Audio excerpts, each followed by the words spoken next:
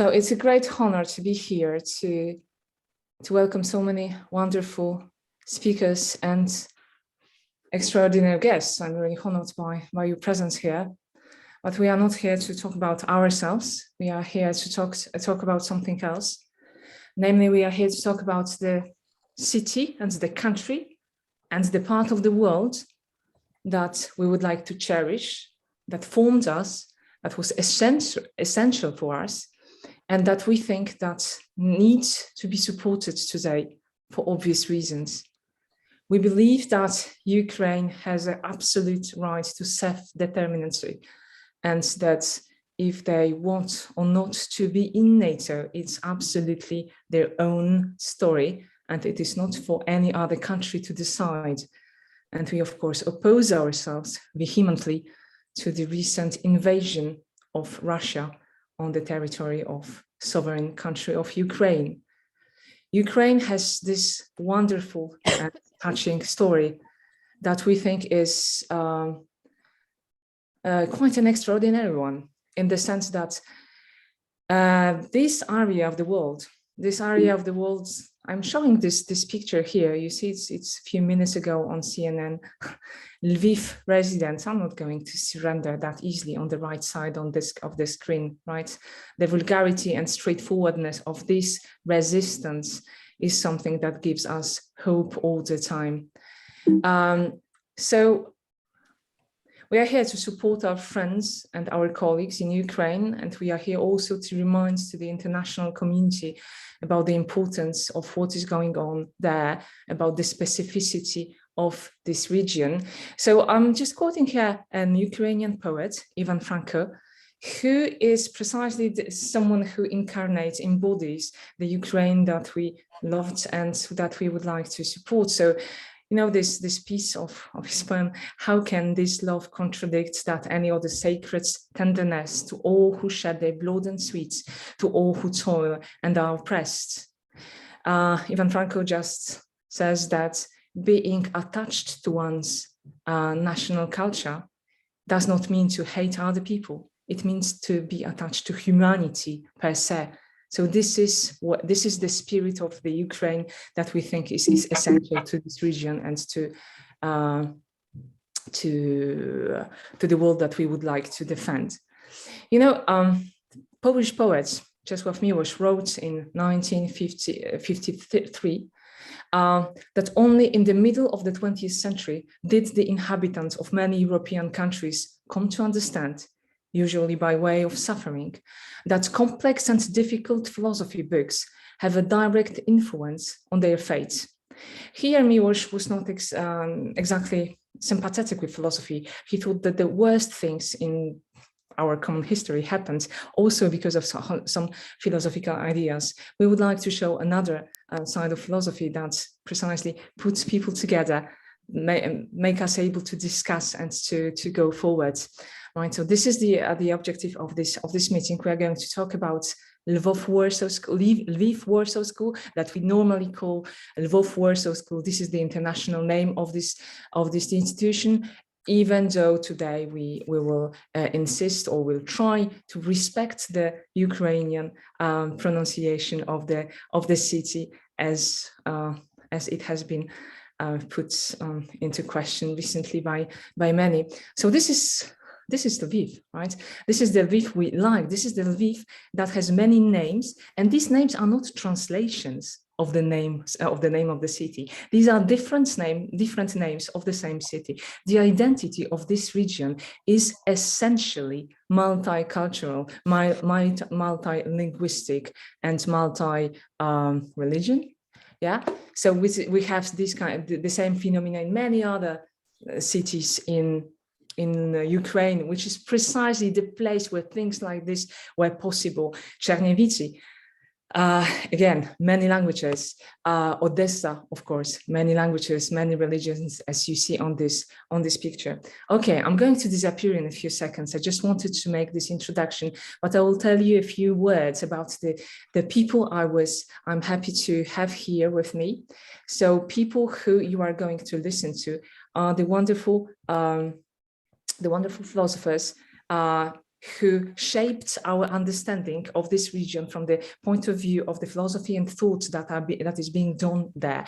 So, of course, the most important name historically, because he coined the name, he gave us the understanding of what was going on in Lviv as we know it, is, of course, Professor Jan Woleński, who wrote this magical book, Filozoficzna Szkoła Lwowsko-Warszawska, in 1989, sorry. It was translated into English. It was also translated into French. And then we understood that something specific happened there, and we started to dig into this area from the point of view of indeed philosophy that involved logic, philosophy of language, etc., etc.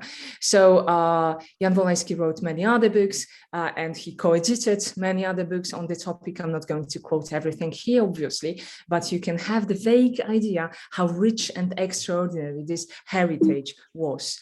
So other people who are going to be with us is Professor Mathieu Marion, who has this particularity of putting together the heritage of Lvov Warsaw School with the heritage of general analytical philosophy. This is something that Jan Woleński also does, but Mathieu Marion insisted on links, for example, between Lviv Warsaw School and Wittgenstein and philosophy of mathematics. You see the things here. Then Professor Peter Simons, our ontologist, our metaphysician in this team, as he works on parts, on ontology, and his ontology was famously influenced by the thinkers who come exactly from the Lvov Warsaw School. So you just have to know that people who today are working on our ontology, the science of being, they are all inspired,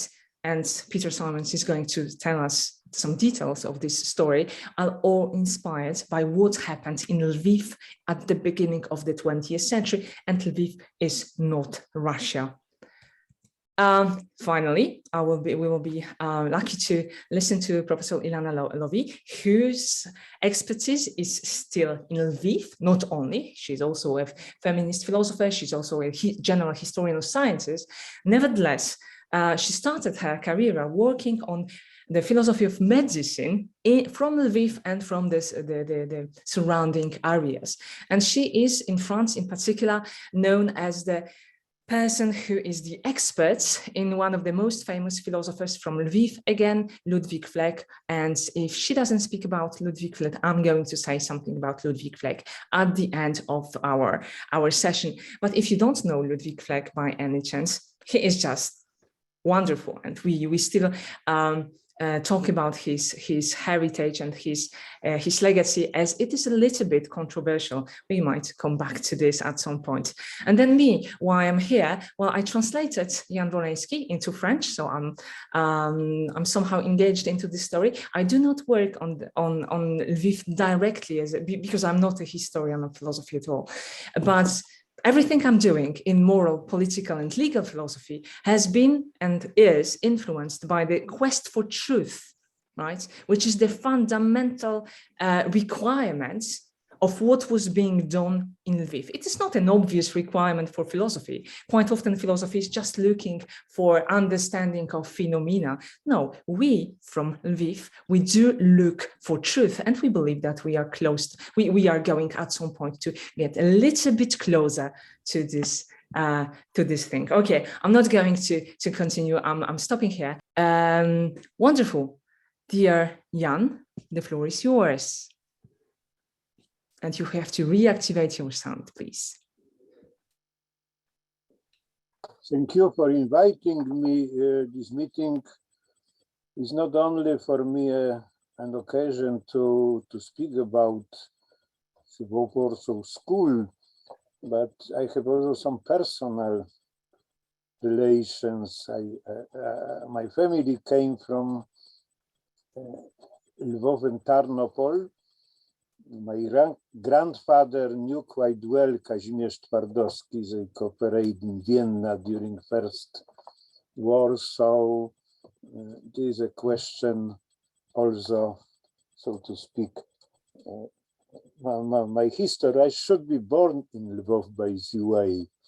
in 1940, but due to some problems, my mother, pregnant, escaped from Lviv to Poland. Anyway, so I will not speak very much about the school of Twardowski. I would like to outline some problem, namely the Ukrainian wing of this school. And I must start with a kind of self-criticism concerning this problem, because in my books, which Anna presented, there is practically nothing about Ukrainians. Why? When I started to think about this book and prepare myself to write, I am not a professional historian of philosophy, so I didn't find anything about Ukrainian students of Twardowski in existing books like Jordan or Skolimowski. More importantly, Professor Doradomska, who was one of the closest students of Twardowski in Lvov, she was my main consultant about this book, and she didn't tell me anything about Ukrainians. And now I see that, of course, it is something which should be filled, maybe in second edition, although as far as I know, there is a prepared Ukrainian translation. I will add something about Ukrainian philosophers and students of Kazimierz Twardowski. So let me explain that it was not accidental that there was a silence about philosophical relations between Ukrainians and Poles in Lvov. So the brief historical account, this very stormy and complicated, complex story, let's say it starts in, of course, much earlier.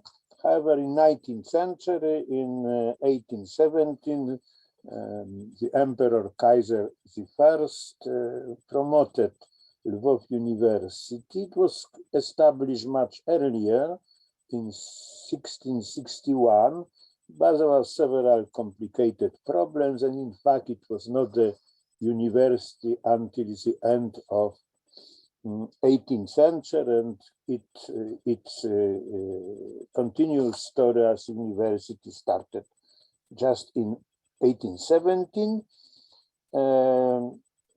It was German university, German-speaking university, with some courses in Polish, mostly in theology or theological faculty where priests were educated. The situation changed in 1870 and later, namely liberalization of Austria under Franz Joseph I, created circumstances to convert Lvov University into dualistic. It was an idea that the university should be dualistic, Polish, Ukrainian. So it was that every department should have a professor, Ukrainian speaking, or at that time it was Rushins in Poland, in Polish, speaking professor, and this situation caused conflict between Poles and Ukrainians. Of course, Poles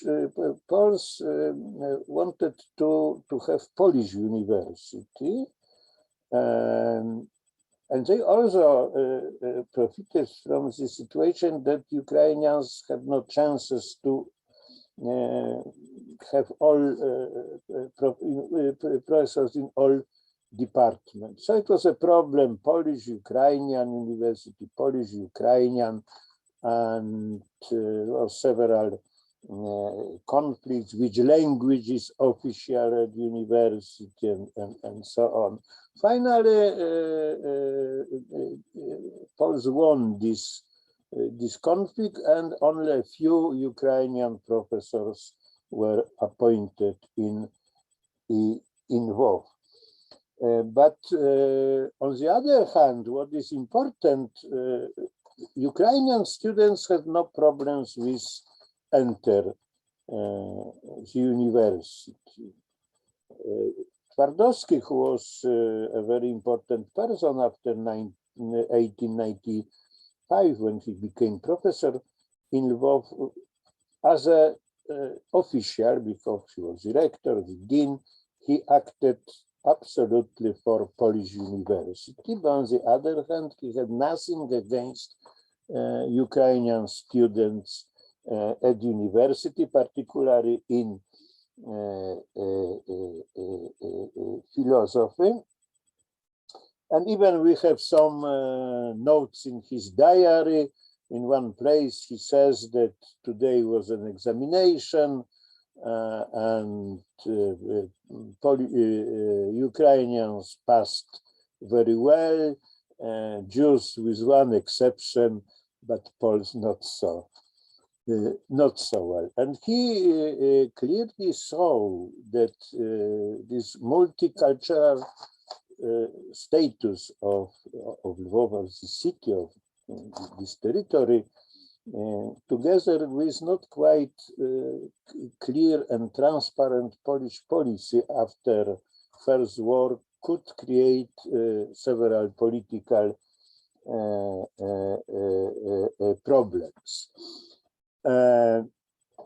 What happened was a very unfortunate war in 1919 between Poles and Ukrainians. It was a war for Lviv. This war was won by Polish troops, and it complicated mutual relations. So one first negotiations about the future of Polish state, and particularly this territory, was that Ukrainians would have their own university, Ukrainian university, not in Lviv. It is a historical problem, but I skip this. Plan was to organize this university in Stanisławów at the time. Now it is Ivano-Frankivsk, one of the cities in Western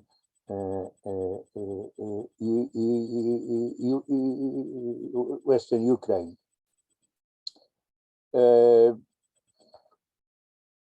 The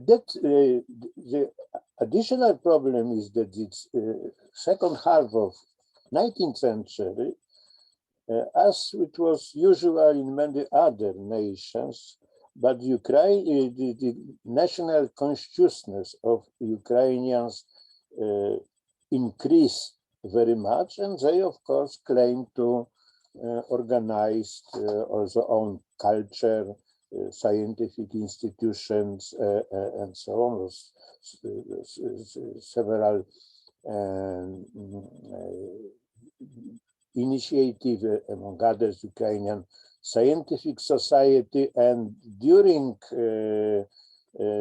Polish independence between 1918 in the 20s, because this university in Stanisławów was not organized,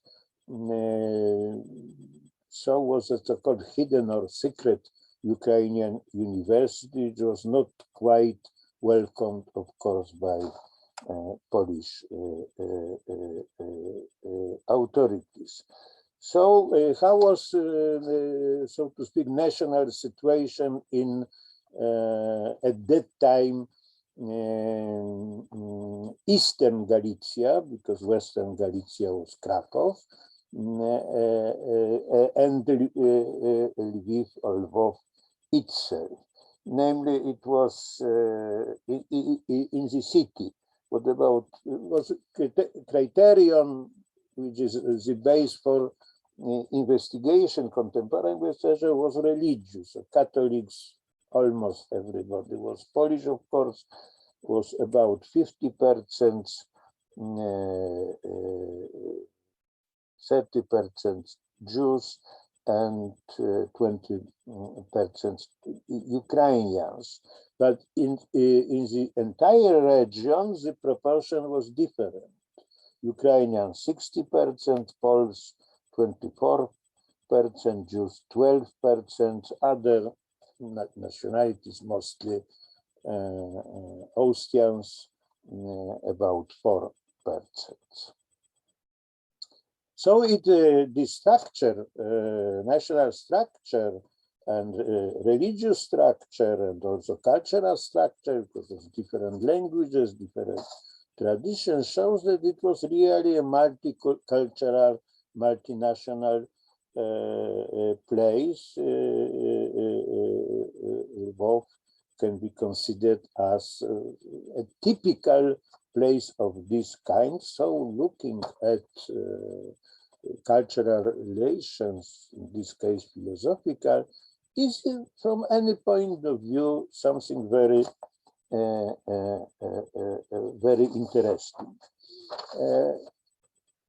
As I said, Ukrainian students had no particular difficulties in entering university, in studying. They would treated normally, particularly by Twardowski, who was very free of any national prejudices. Also, he was very active against anti-Semitism, for example, which was quite strong in Poland at universities about 1930. And later, anyway, he welcomed everybody who wanted seriously study philosophy. Roughly speaking, I have was about 50% Polish students in, I mean, philosophical faculty, and the rest Ukrainian and Jews, half to half. It was, of course, statistical differences in various periods, but clearly in the entire period between, let's say, 1880 and 1939, this number of these proportions were similar. Of course, next dramatic problem began in 1939 when Lvov was taken by Soviet army. Lvov University was transformed into Ukrainian Ivan Franko, who was mentioned, university, and remained such until now. Several Polish professors taught at this university, and it is but unclear how, of course, this counterfactual statement, how this situation could develop if Second War would not continue in this way in which it really was. But anyway, of course, after war, most pre-war Polish professor went to Poland, and these relations, Polish-Ukrainian relations, were very difficult. I remember from my childhood and youth that it was not very much said about this these problems. Also, Lvov people, for example, my mother didn't like to tell even me about her life in Lvov. These people had, on the other hand, a very strong sentiment. I never met something about other Polish territories, like even in Vilna. Vilna is now capital of Lithuania, very important city. Before was not so experienced in Polish memory as Lvov. I remember from my studies, Domska or Ingarden, who also came from Lvov, rather well, didn't like to speak about Lvov with younger people. Maybe with colleagues was something different. It was a dissentiment. But on the other hand, Polish and Soviet authorities wanted to minimize Polish traces in this city. So there was not contacts. By the way, the philosophical contacts of Poland with Kyiv were much more intensive than with Lviv. It was a political problem. One story, in 1958 was a 20th anniversary of Twardowski's death, and Ajdukiewicz was a student and also by family relation with Twardowski, organized a conference in the Polish Academy of Sciences, and when he began to speak about Lvov, one of leading Polish Marxists left this meeting and said, "This is a provocation," speaking about Lvov. It was a minimal, of course, it cannot be erased completely from official language, but as far as possible, it was realized. So it explains why, when I started in early 80s to think about my book, nobody could or wanted to tell me about this Ukrainian in Twardowski's school. The situation began change in second half of the 80s. We had some colleagues from Lviv, Vernikov, Dombrowski, contacted us, and they told us something strange, that this tradition of Twardowski is remembered in Lvov, and even their teachers recommended unofficially read Twardowski because he was a very good philosopher and very good teacher.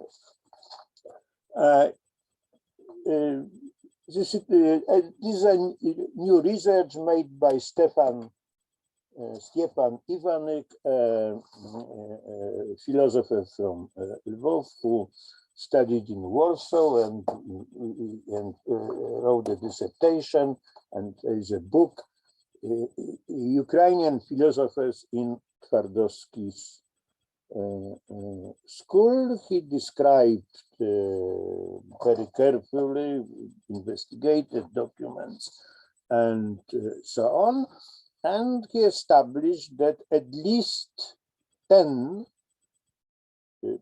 professional philosophers, I don't mean students, because students of Twardowski was a lot, not only in philosophy,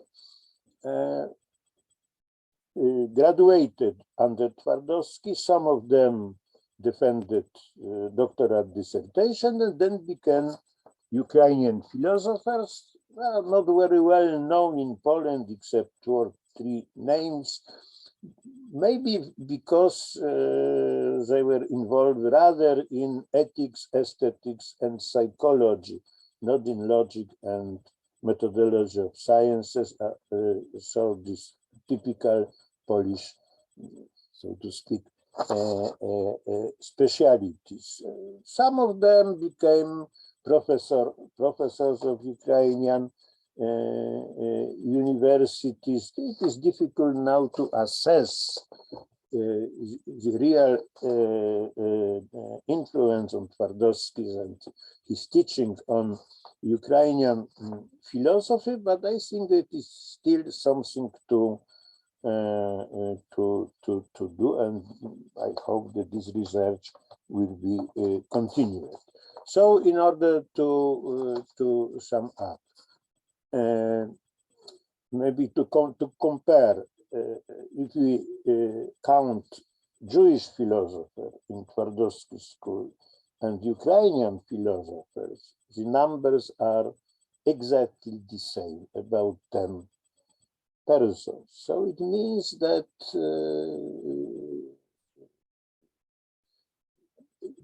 of course, was a difference because nobody from Ukrainians, except one professor who emigrated or went to Warsaw, moved to Warsaw, became appointed in Lviv University, contrary to some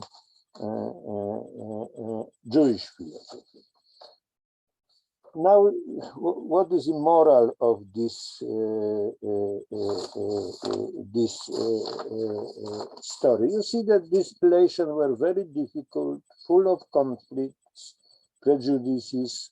However, fortunately, in 90s and in this 90s of the last century and also in this century, both groups, so to speak,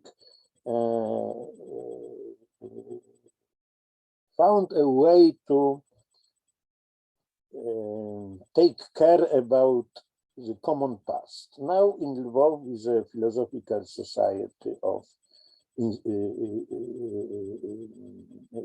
Kazimierz Twardowski's Philosophical Society, which is quite active, organizes meetings, conferences.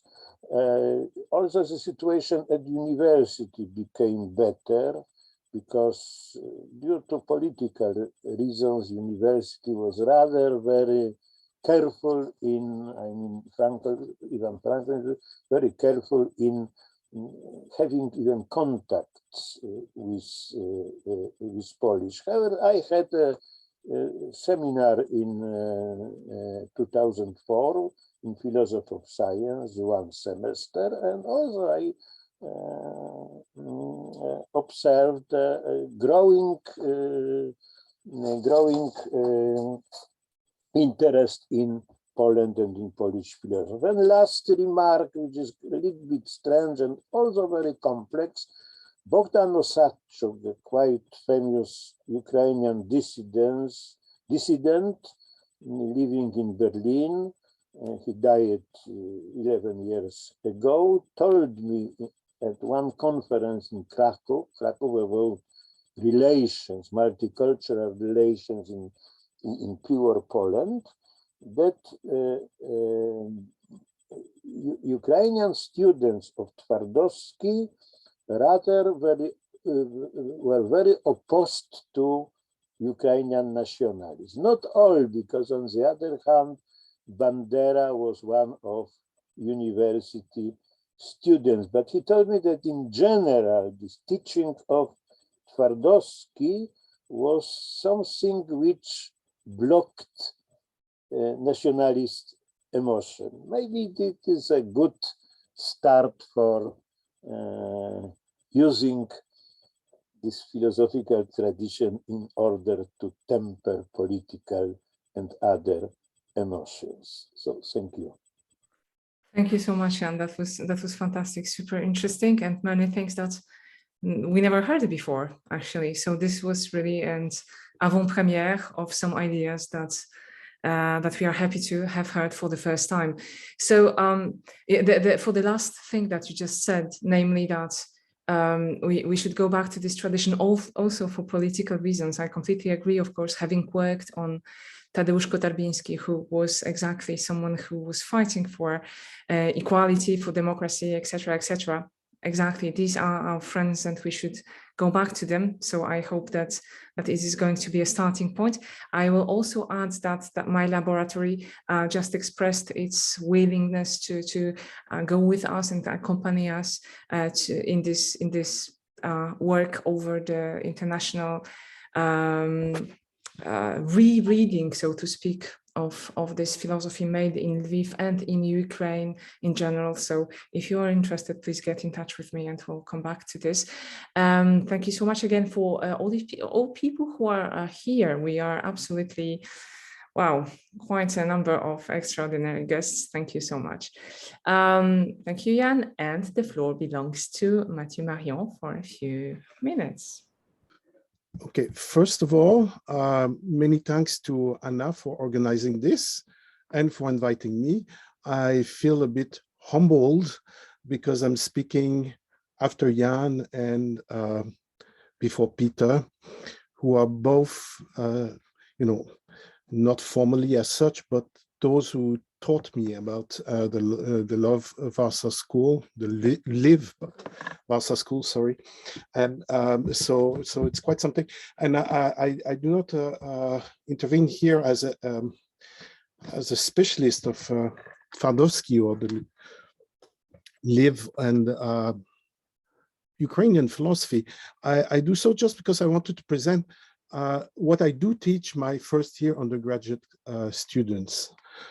So what I want to do is just present just one very small thing in the works of Tardovsky, a well-known one. And I'm very sorry, I was told to be as general as possible in order to speak to a larger public, but I can see there's lots of well-known philosophers in attendance, and a lot of you probably already know all this and will probably notice also that I simplify matters quite a lot. But the point is just to point out this important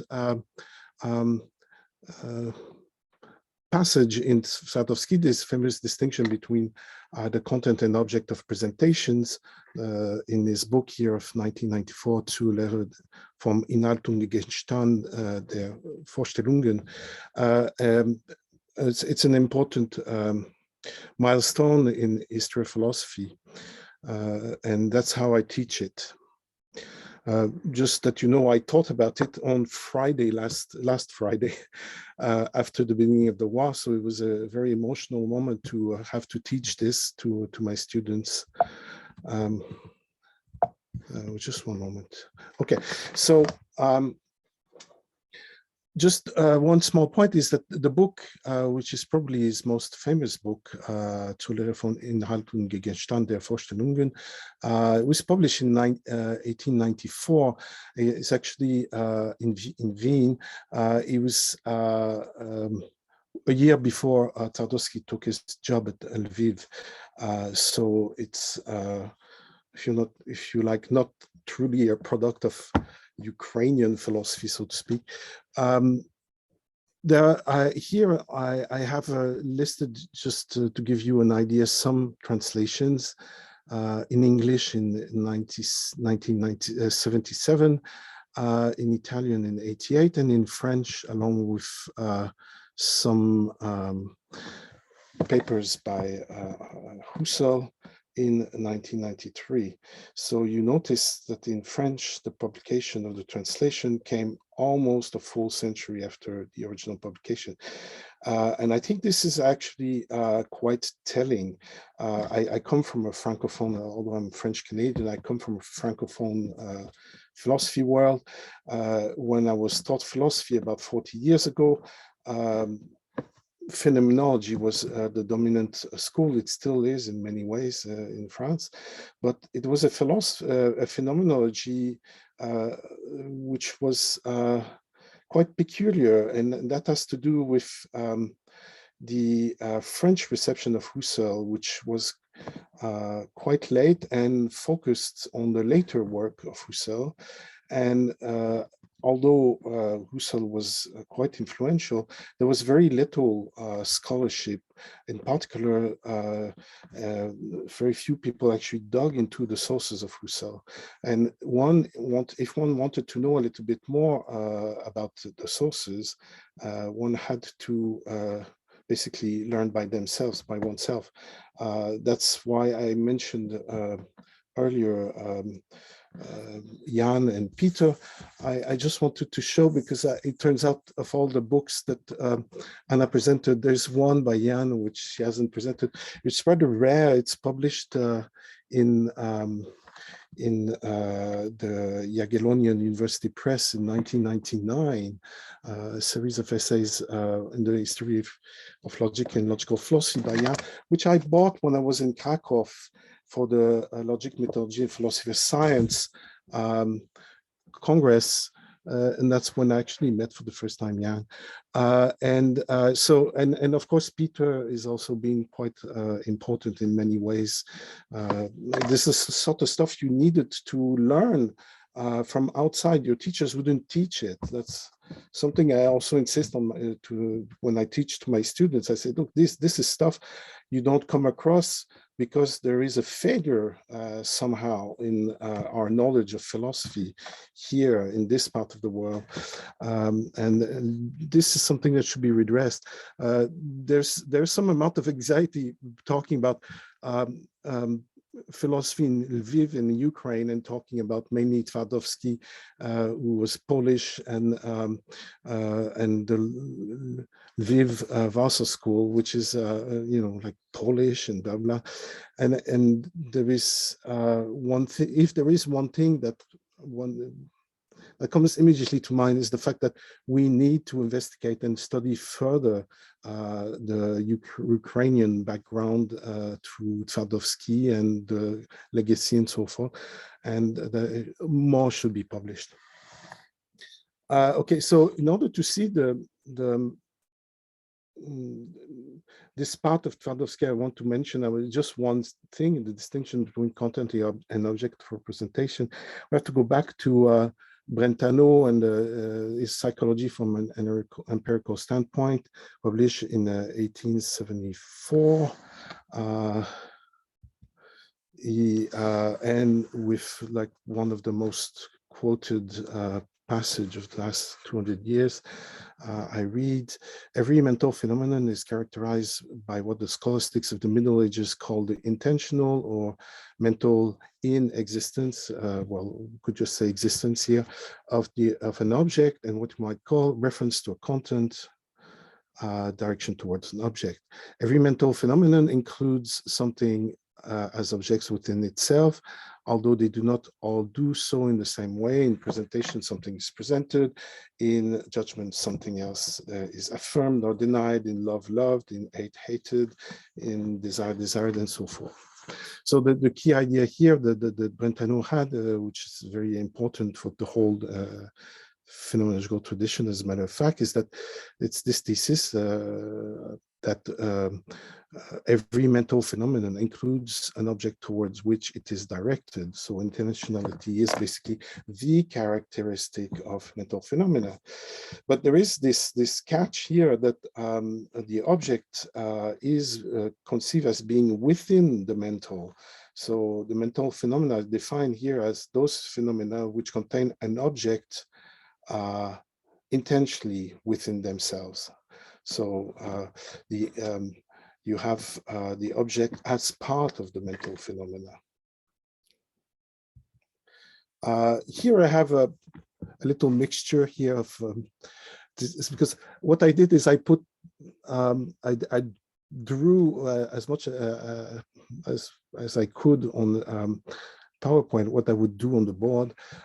This little representation S delta O at the top is actually from Dagfinn Førsdal, who used to teach a lot or present his papers a lot with this. It's the relation of knowledge between a subject S and an object O, with in the middle this delta, which represents the epistemological intermediary that one can think of, for example, sense data in Russell and Moore as objects of perception, Noema in Husserl, and so forth. The problem here is that I put this red line here, or a vertical line in between delta and O, to symbolize the idea that the delta may be the object inside the mental, and so that the relation of the act, which is symbolized here by S, as a matter of fact, this relation between the act and the object is inside the mental. So what happens here is, and here on the right there is these little boxes. This is a visual representation which I got from Peter Simons in a paper published in French. The reference at the bottom. It's the idea that the object is really represented as being inside another box, and the box being that of the act of seeing. But there is a catch with this here, as I said, is that the presentations by themselves have their object inside the mind. So what happens now is with what would be called presentations without objects.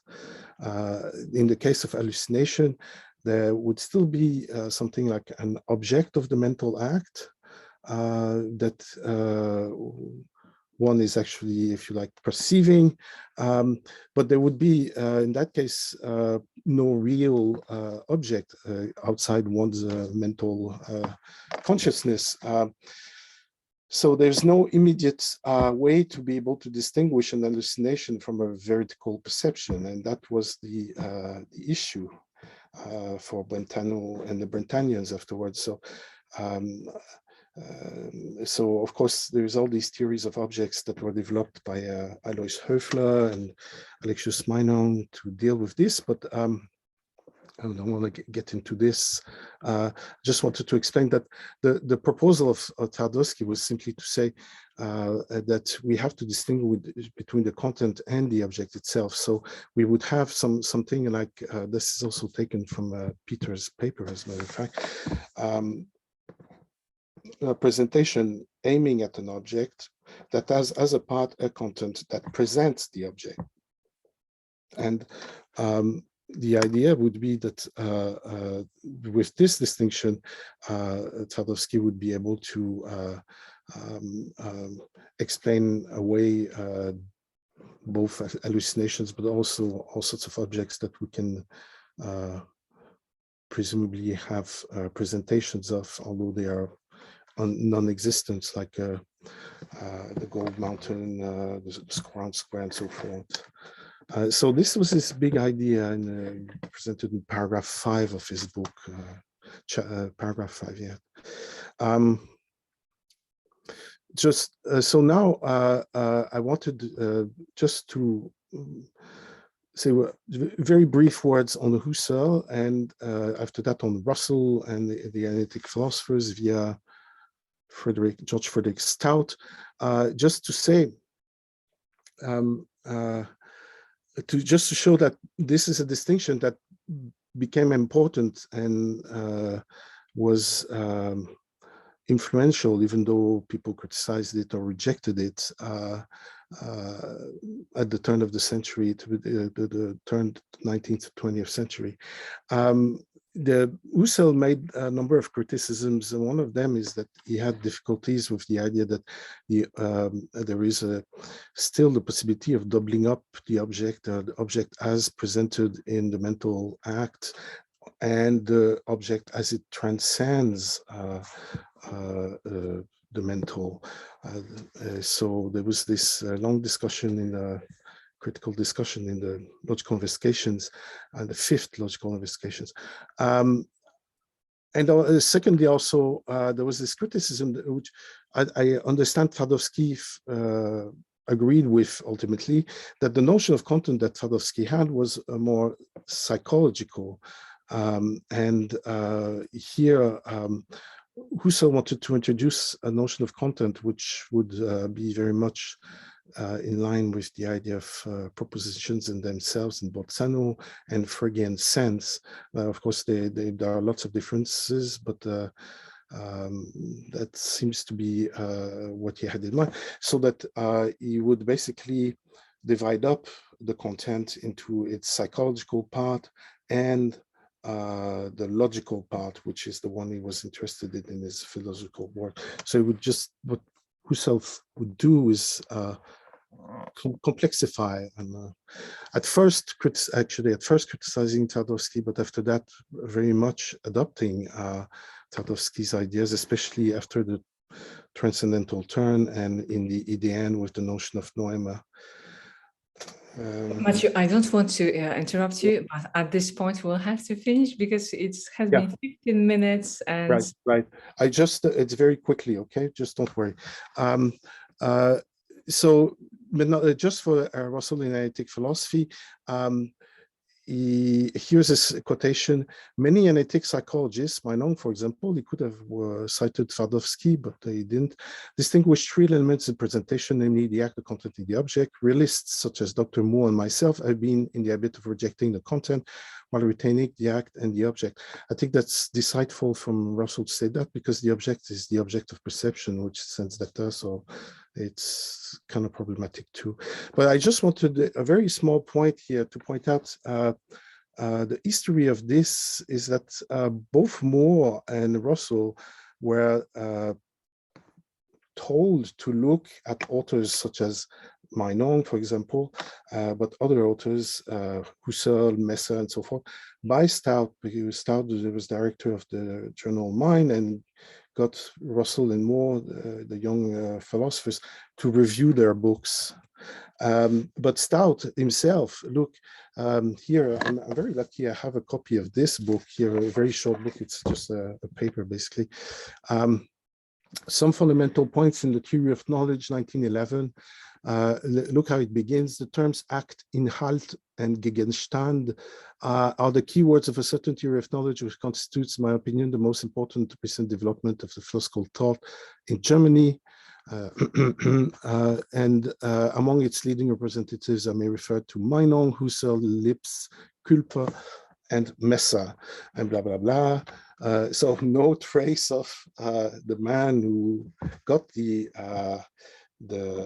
distinction going, Twardowski. However, 2 pages later, I hear the general scheme, which I have attempted to reproduce in broad outline, has for me a special interest because it is akin to views which I have independently developed in my book, Analytic Philosophy, Psychology, sorry, which was published in 1896, 1 year after Tardovsky. And look at the footnote. I am not claiming priority, but only independence. Priority of publication belongs, I believe, to Twardowski, a strange spelling. But you can see that he knew about it, and it's through Stout that Twardowski got into the British philosophy in general.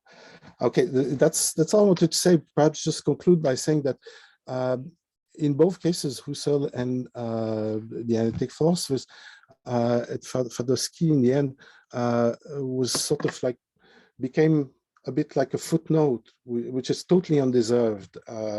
And it's only in the recent years with work of people like Peter and Jan that he became, again, not just also Ariana Betty and so forth, that Twardowski became a serious topic of historical investigation. So that's it. Thank you. Thank you so much. That was very interesting indeed, and these links are fascinating.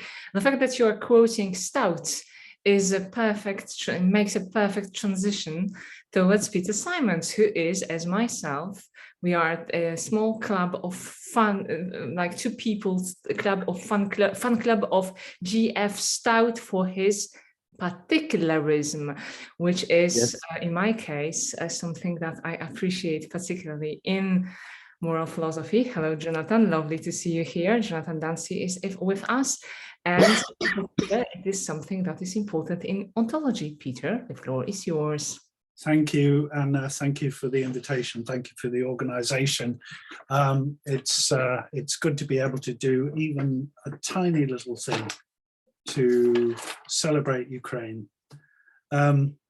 Stout, yes, interesting character. There are lots of stories about him.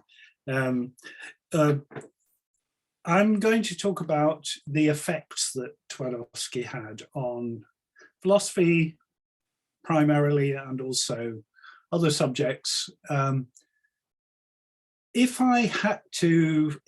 Suppose there were a kind of time machine and language adapter that enabled you to go back in time to study with the teacher you most wanted to study with and to understand what they were saying, which in my case would mean knowing Polish.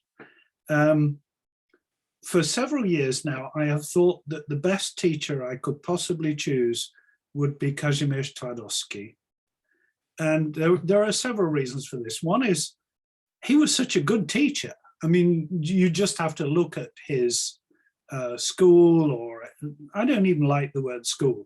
Look at the amazing array of his students. Whether they form a school, I don't think they form a school, not in the sense in which Germans like to have schools. They form an array of amazing students. And the other thing is the virtues that Twardowski preaches and himself exemplifies in his teaching, in his writing, in his philosophy, are those which I think are absolutely the best virtues.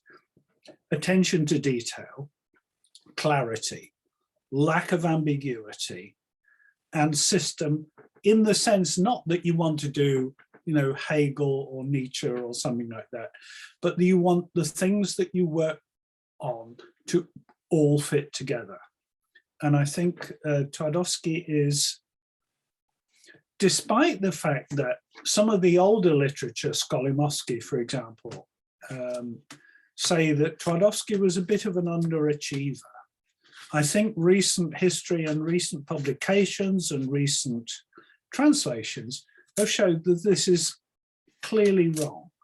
Not only was Twardowski writing interesting philosophy before 1914 or 1918, or let's look at when he was appointed in 1895, he continued to write interesting, important, and worthwhile contributions to philosophy thereafter. One of my favorite papers in the whole of the history of philosophy, apart from the monograph that Mathieu was talking about, was his paper on so-called relative truths from 1900, which I think is not only absolutely true, but also extremely insightful. And I just wish that more people had taken care to learn and read from it. But enough about Twardowski. So Twardowski would be my ideal teacher. But what about his students, his pupils, his epigoni, or whatever you want to call them, those who went to his classes and went on to become considerable thinkers in their own right? There are many ways to divide them. One way, of course, is just simply to say, well, there's the first generation and the second generation. The first generation are those who went to study with him before 1914, before the war. The second generation then are those who studied with him from 1918-19 onwards, up until his retirement. He retired in 1930, but was still active more or less up until his death. So one can distinguish between let's say, the early students, the late students. The early students are the more famous for various reasons. One is they got their work out before 1939. And another is a lot of them were just very, very brilliant. And this goes down to the special status of Lviv as a place to do philosophy in Polish. You could do it in German or Ukrainian if you got the right professors before 1914. And among those who went to him before 1914, it just reads like a who's who of interwar and to some extent post-war, Second War, Polish philosophy. You've got Łukasiewicz, Lesnewski, Ajdikiewicz, Kotowiński, Czerzowski, Tatarkiewicz, Zawierski, Mailbeck, blah, blah, blah, blah. Jan, in his amazing book, which changed the way people should think about philosophy in Poland, he, just in the first few pages, he cites 27 people who were serious followers and students of Twardowski, and altogether something like 80 or so. So Twardowski had a huge influence, and his good work was not just confined to the early German-speaking period. It continued on, although, as we know, he poured himself heart and soul into organization and teaching, to the great benefit of Polish and indeed Central European philosophy. Okay, so let's get on to the students. And I'm going to work through the first generation first and then say a lot less about the second generation because I know them less. I'm dividing them according to the categories of what they were working on. So I've got the logicians, the logician philosophers, the all-round philosophers, the historians of philosophers, the philosophers of science, and the phenomenologists. Okay, let's start with the logicians, because that's important. The first person to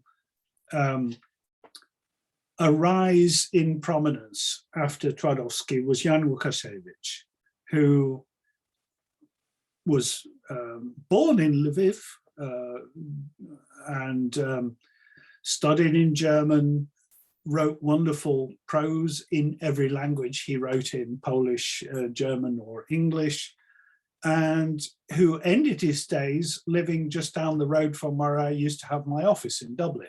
So he had a very complicated career. He was a privat docent and then associate professor in Lviv before the First World War. He was given a position in Warsaw during the First World War when the Germans reopened the university. He then went to the ministry under Tardovsky, organizing higher education, from which he then went back to Warsaw University, where he was until 1939. He then exited Poland in 1944, basically to stay away from the Red Army, and went via Belgium to Ireland. And as I say, his appointment and his accommodation were just up the road from my old office in Dublin. And in fact, his grave in Dublin mentions, and this was wording by his widow, that he is buried far away from beloved Lviv, where he grew up.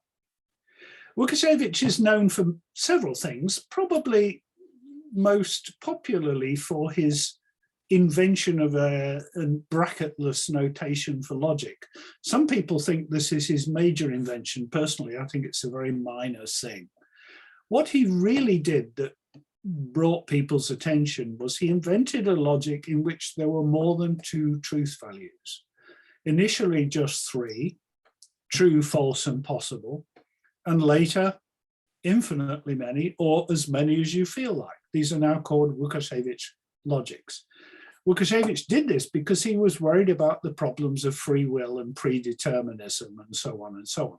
I think his reasons were bad, but the invention was an amazing step. He wasn't the only person who thought in this way. Peirce did so, and other people too. But he put it on a firm, logical, mathematical basis first. The greatest compliment you could pay him was to quote from Stanisław Lesnewski, who in many ways was opposed to Łukasiewicz's views, who said,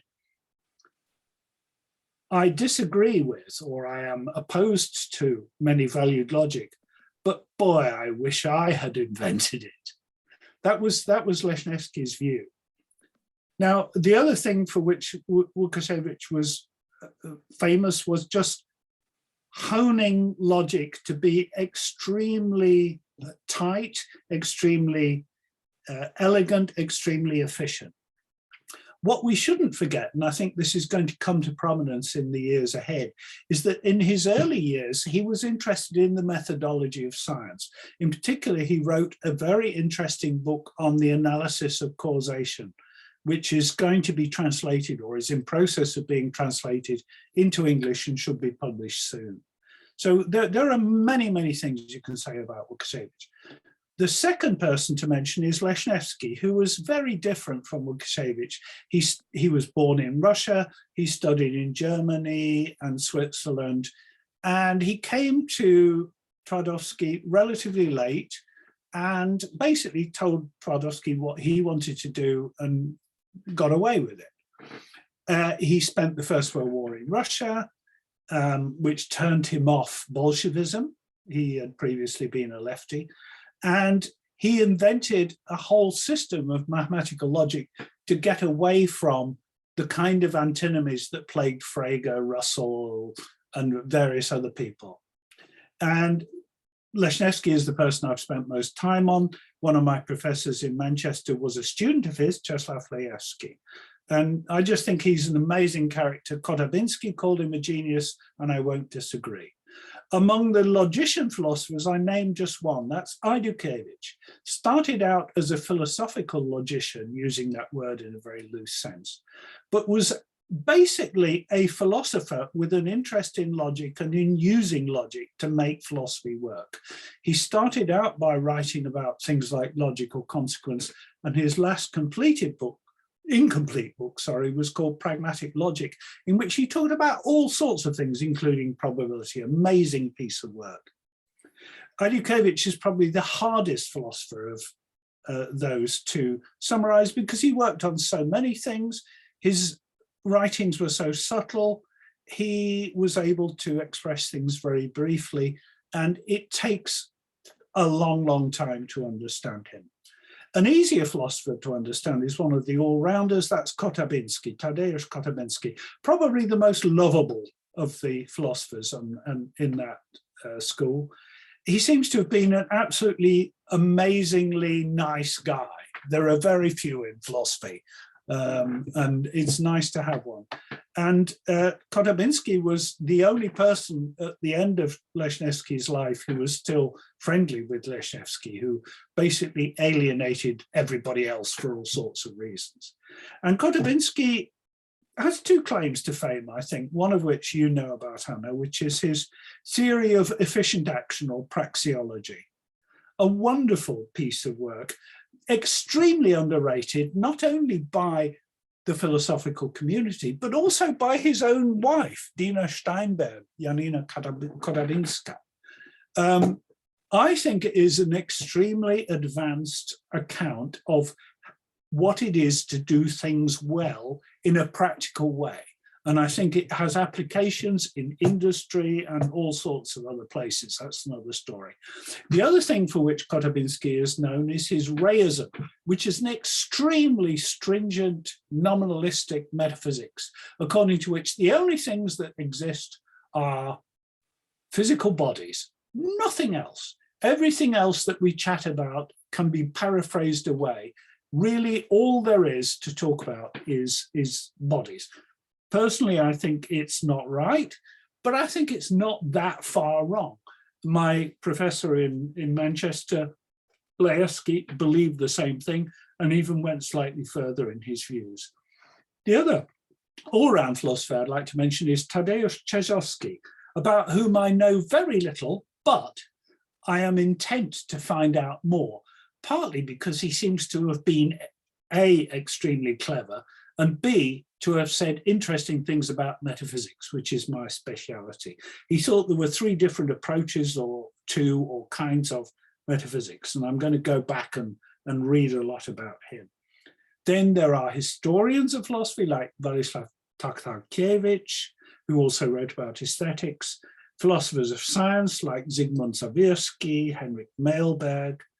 Then there are the phenomenologists, people who sort of went to Germany and got infected by the phenomenological virus, like Ingarden, who to his credit, withstood the idealistic side of the virus. And to a certain extent, one of the second generation, Leopold Blaustein, interesting character, Jewish, probably murdered by the Nazis, we don't know for sure. Blaustein studied with Husserl and criticized Husserl's theory. And Blaustein is also interesting for another reason. He was the person who was put on to translating Tardovsky's famous long paper on truth by Twardowski. The first translator was no good, so Tardovsky asked Twardowski, who could we get to do this? And Twardowski recommended Blaustein, whose German was obviously good, and who translated it into German and made it available to the community of people who don't speak or read Polish, which is, you know, most of the world's population. So Blaustein did a good turn. Blaustein also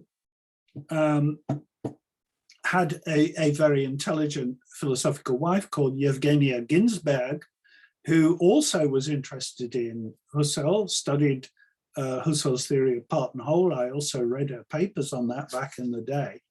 And sadly, both of them died during the war. So among the second generation, there were a large number of, let me just mention, not so much what they did, but who they were. And I'm just going to read a list of names. So Maria Ossowska, who worked on the science of morality. She called it a science, which is a very Brentonistic term. Janina Kotabinska, who worked on determinism and simplicity and scientific laws. Her original name was Dina Steinberg. She eventually married Tadeos Chesky. Maria Kokoshinska, who criticized, I think correctly, some of the aspects of Tardovsky's theory of truth. Janina Hosiasson married Adolf Lindenbaum, logician from Warsaw. Hosiasson was a person who first put into print the problem of confirmation, the so-called Raven problem. Like her husband, she almost certainly died in the death camps during the war. And finally, is Doradomska, the last assistant to Tardovsky in Lviv, who wrote about various semantic, philosophical, logical problems, but from a more traditional point of view, and was, as it turns out, one of the dear teachers of our former speaker, Jan Walensky. So all I can say is this is probably the most spectacular. There are two or three explosions of brilliance, golden ages in philosophy. Plato's Academy, maybe Paris in the 13th and 14th century, Brentano's school in Vienna, and Lviv under Twardowski. Other than that, everything else is just not so impressive. So I think we should celebrate the role of Lviv as one of the great centers of European philosophy. And I sincerely hope it will continue to be that in the future. Thank you. Thank you so much, Peter. That was wonderful. Really, for those of us who do not know these names, it was, I think, extremely helpful. So thank you again. Okay, so our last speaker is going to let us to make us leave the space of the Lvov Warsaw School. We are going to go to a different Lviv. We are going to go to the Lviv that has been recently, I'm just going to quote this book because it was extremely famous, at least in France, the book by Philippe Sands, Retour à Lemberg, Return to Lviv in French, and East-West Streets in the original version. And this book is talking in particular about two guys who studied law in Lviv. at the same time, more or less. I mean, all those people were meeting. So this also reinforces the thesis that was put forward by Peter Simons, namely that something really strong was going on there. So these two gentlemen completely changed our conception of international criminal law. And I'm very happy that Ilana Lau is going to talk about them and maybe about other things too. Ilana, the floor is yours. And I'm going to speak about three groups of thinkers of Lviv that are not from the Lviv Warsaw School. One is, as Anna was saying, was Ludwig Fleck. And Anna already showed, which is very good. She showed Ludwig Fleck. Now, Ludwig Fleck is considered the pioneer of sociology of scientific knowledge. He was an extremely interesting and extremely original thinker. And one of the main things about him, that he didn't have any formal philosophical training. He was a medical doctor and specialized in immunology and on bacteriology and immunology. And in 1935 was the book that Anna already showed, which was the genesis and development of scientific fact. And this book was really have an extremely original idea, which is that scientific production is a collective enterprise. And exactly this, and this is, I have a much nicer photo of the original edition, but that is okay. So this is, and the interesting thing about Fleck was, if you can, I just open mine, so because I use it as support. So it is saying that the normal thinking on science, science as being produced by great men of science, nobody spoke of women about it in their time, is something about that some very great thinkers like Pasteur or like Newton or like Darwin have these great ideas and they discover the law of nature. Fleck has a very, very different approach, which you can call sociological or anthropological, which said that science is always a collective activity. It is produced by collective, but they call thought collectives. And each thought collective has its own thought style. It's not only about thinking, it's about also styles of practice. And these thought styles are sometimes incommensurable. And well, okay, I'm not going to summarize Fleck because I have 15 minutes and I already had somebody because of the problem of sharing my computer. So anyway, his book, although has a review in philosophical articles. He was, for example, he has a controversy with Isadora Dębska. And his approach was discussed by other Polish thinkers, but he was relatively little known. Of course, he was a doctor and he was an external, but he was rediscovered by Merton and then by Kuhn, who in the introduction to History of Scientific Revolution quotes Fleck. And anyway, he now became kind of founding father of sociology of scientific knowledge, but also, in my opinion, many other things, which is other discussion.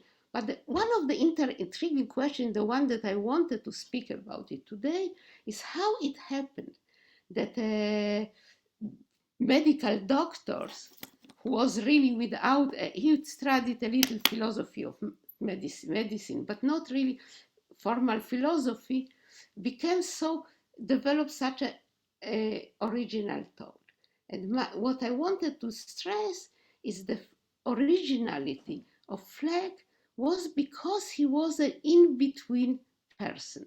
He lived in Lodz until the war, and in Lviv until the war, and only he left, of course, Lviv after the war, because when Polish people left. But anyhow, he was in ghetto, then he was in concentration camp, and then he returned to Poland from, he was in Lublin and then in Warsaw.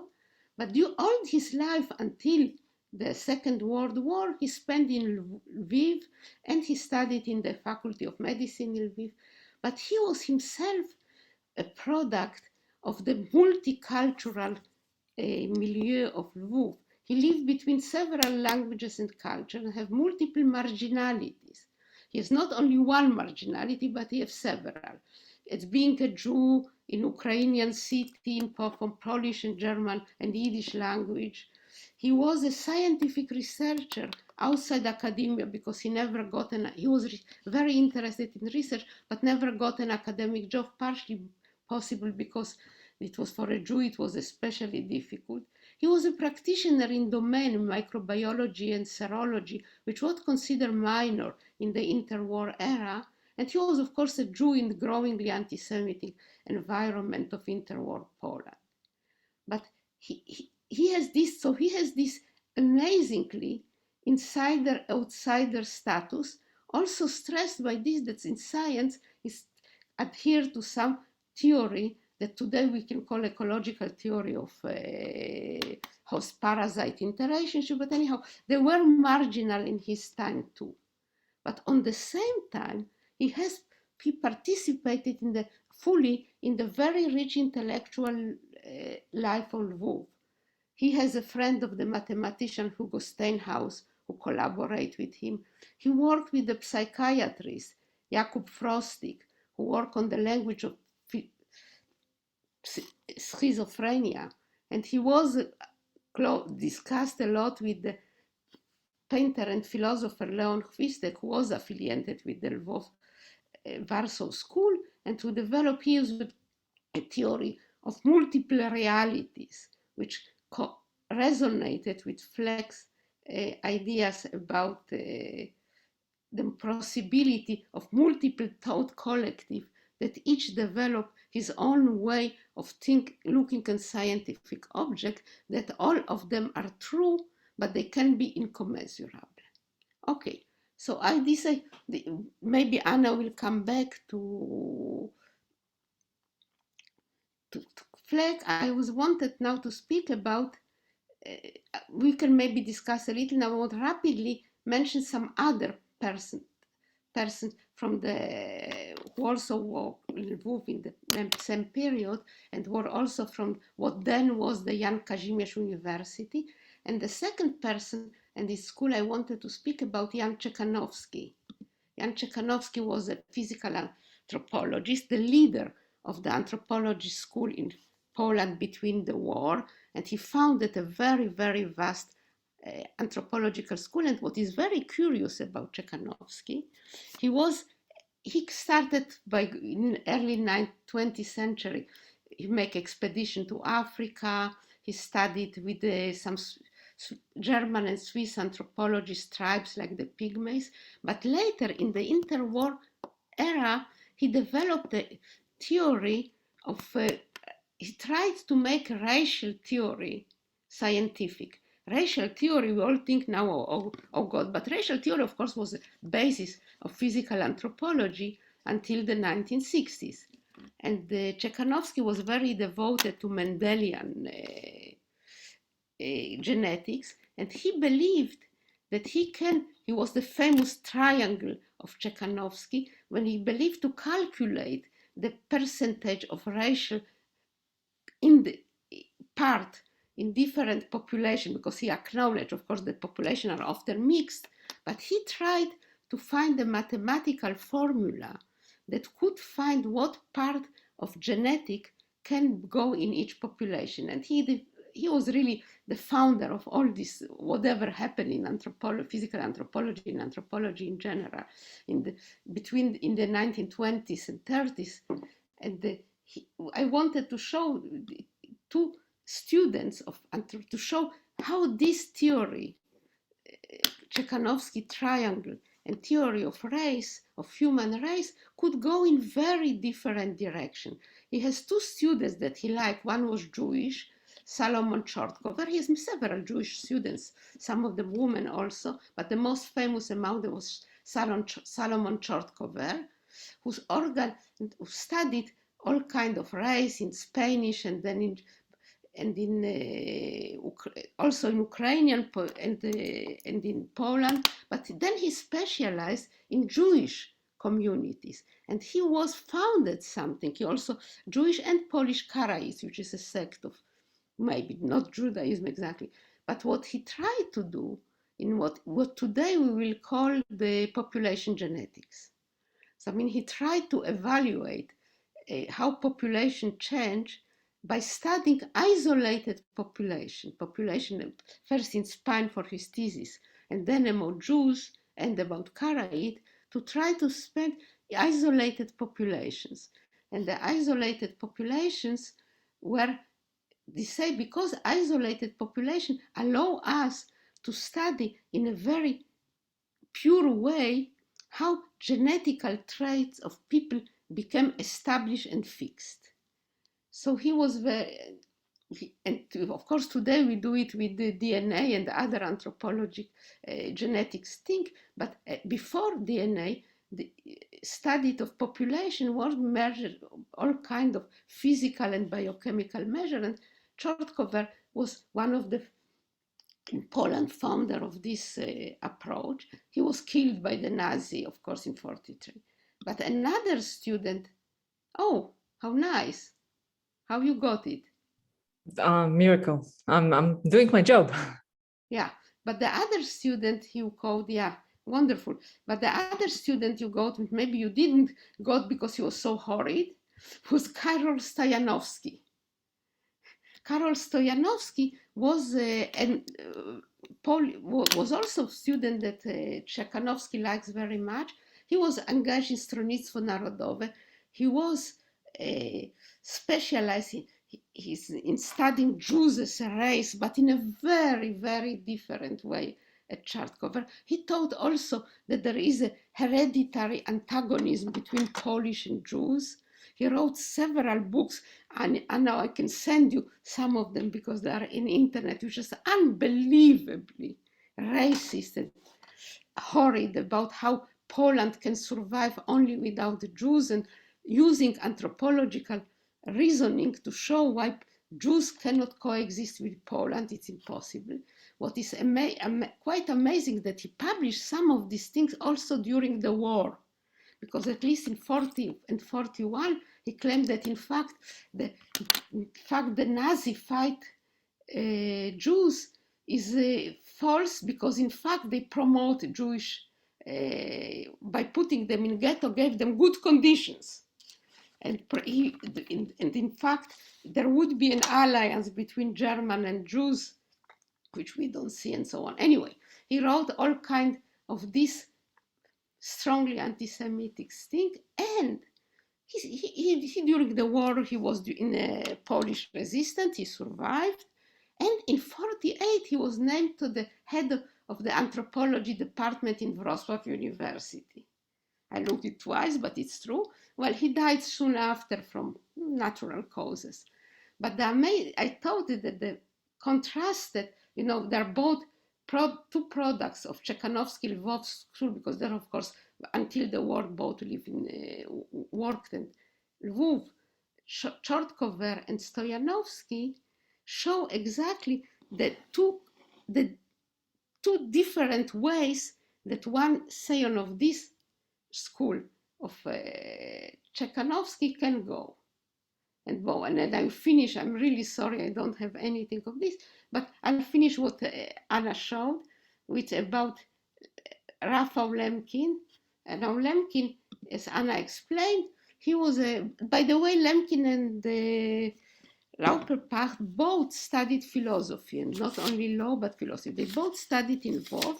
Lauterpacht was slightly older, so he studied during the First World War, and Lemkin studied immediately after the war. So one studied in Lemberg and the other studied in Lviv, but both have exactly the same professor, the same formation, and the same, the same intellectual milieu. So Lemkin always told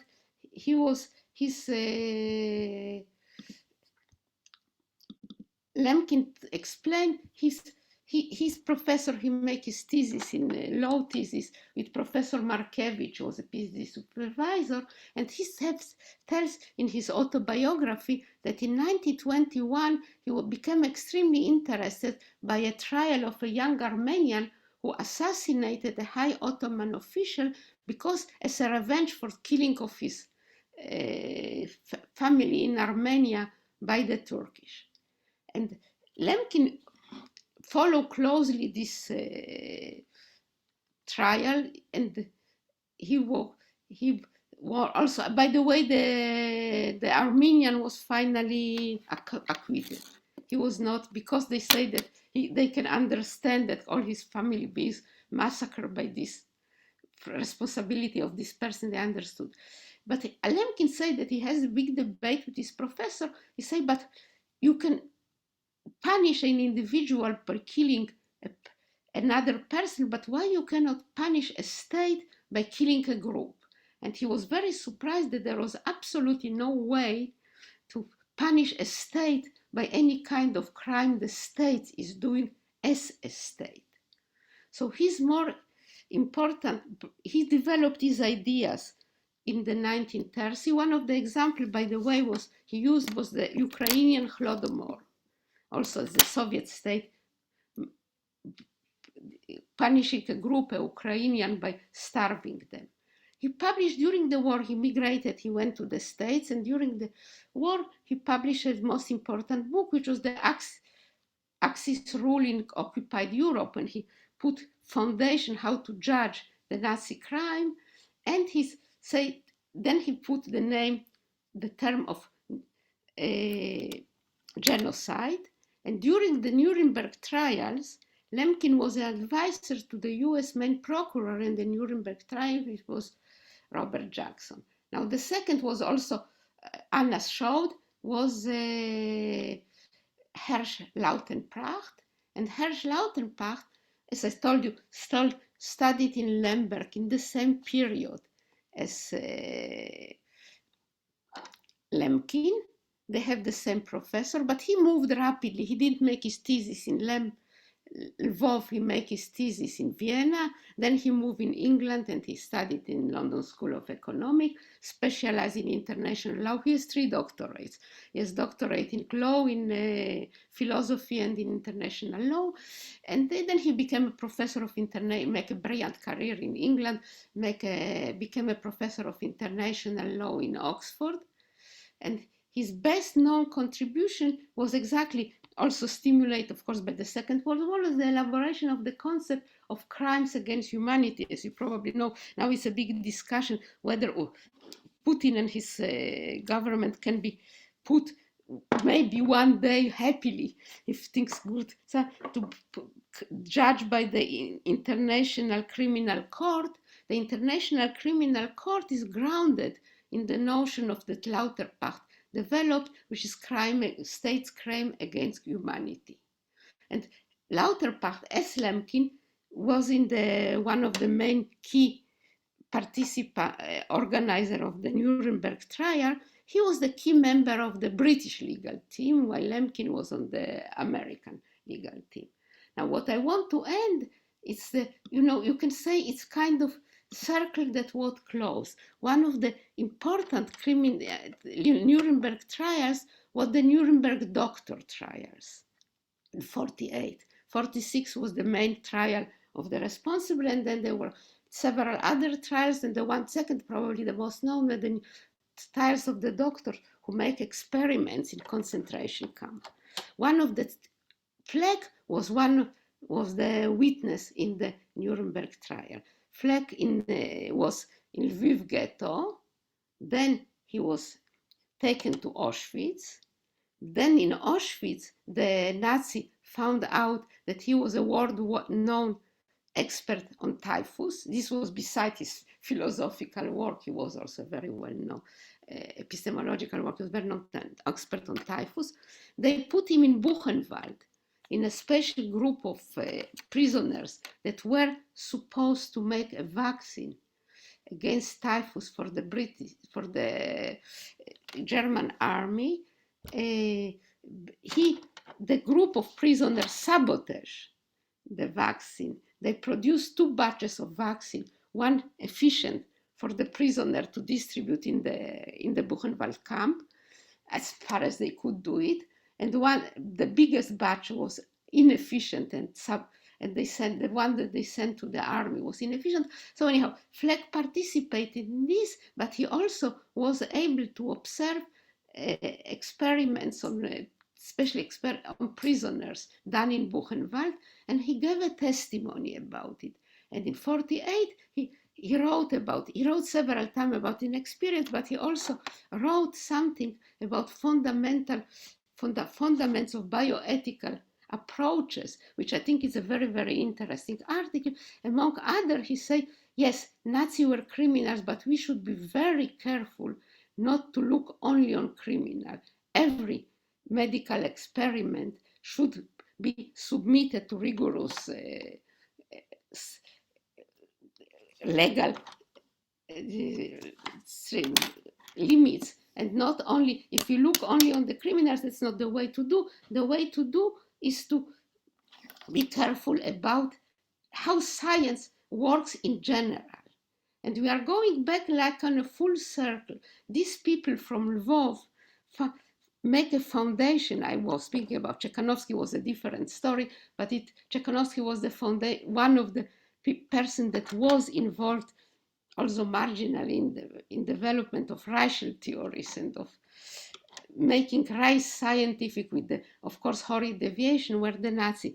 But there is I think, some kind of full circle between people like Lauterpacht, Lemkin, and Fleck in the way that they were able to think science and the intervention and law as it functioned in the international arena, and it should be submitted to all kinds of, let's say, limitation and rules, and rule of international law and rule of international regulation, because Fleck very strongly said that we have to understand science in order to prevent things like Nazi atrocity, but only to prevent daily abuse of scientific and medical knowledge.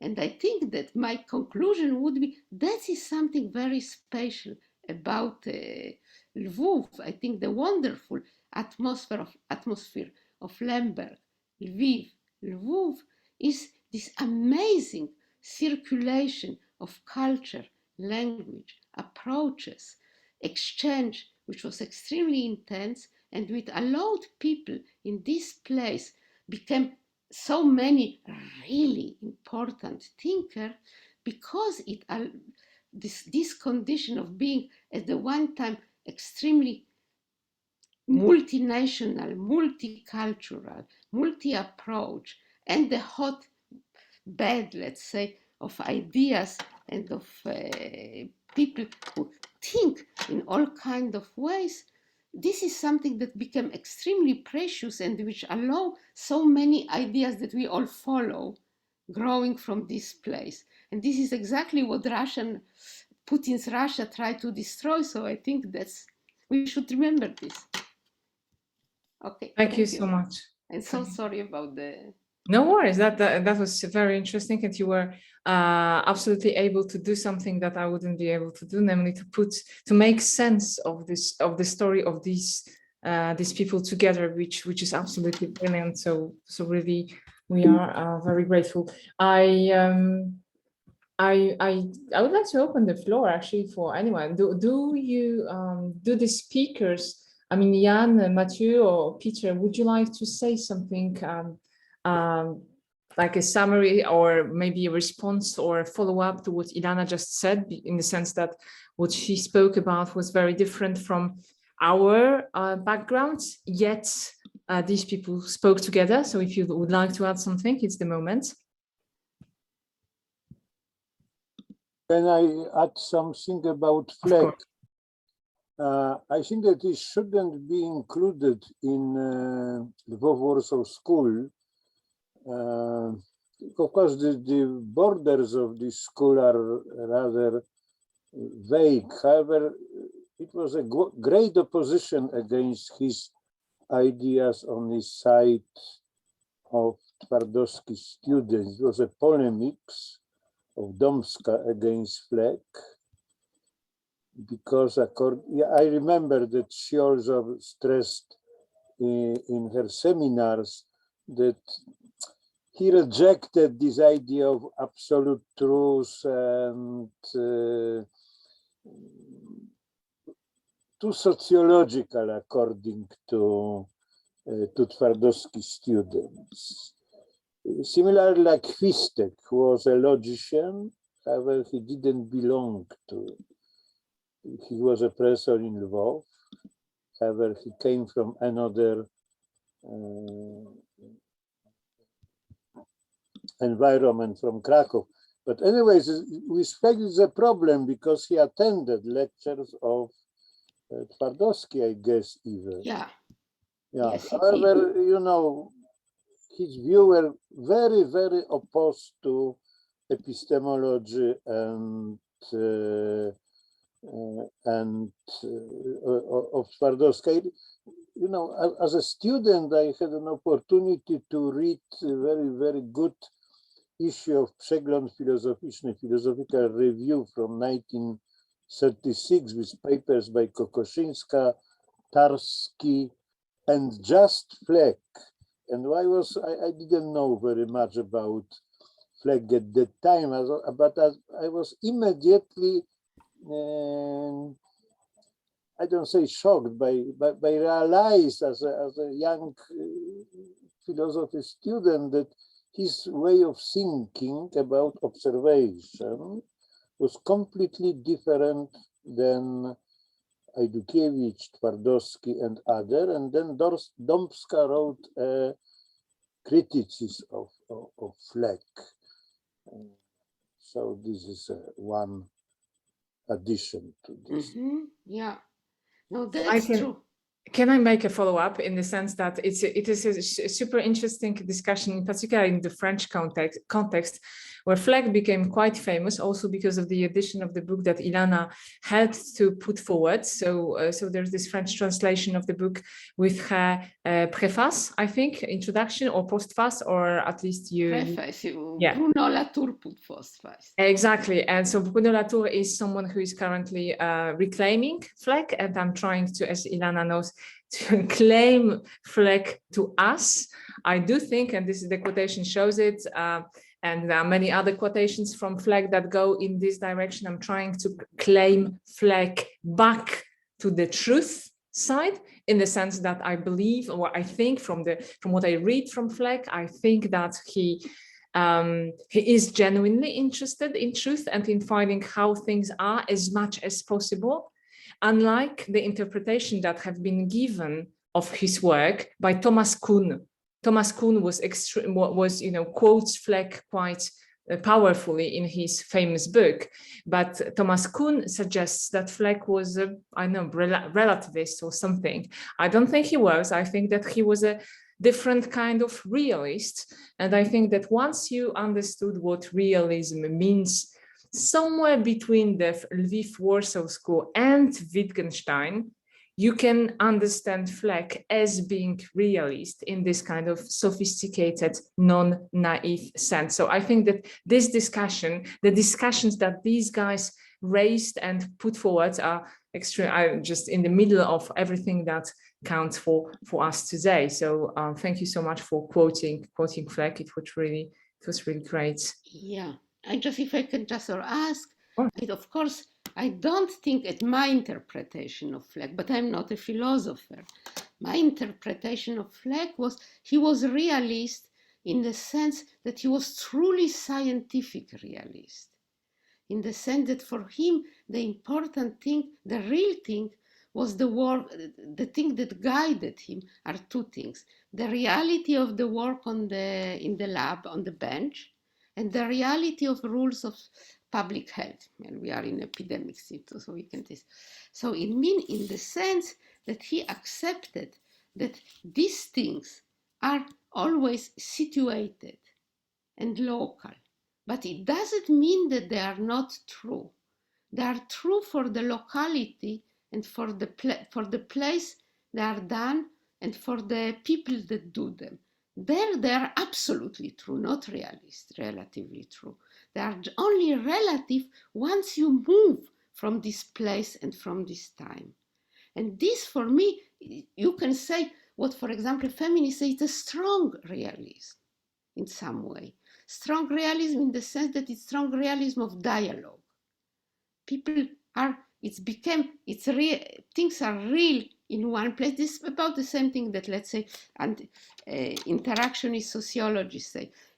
Spinoza is strong realism in the sense that it's not only because it's stronger that will be the argument. It's stronger than just realism in one single place because it's created through interaction between multiple places. And I think the interaction place is also something that Fleck might have taken from his from being in Lviv.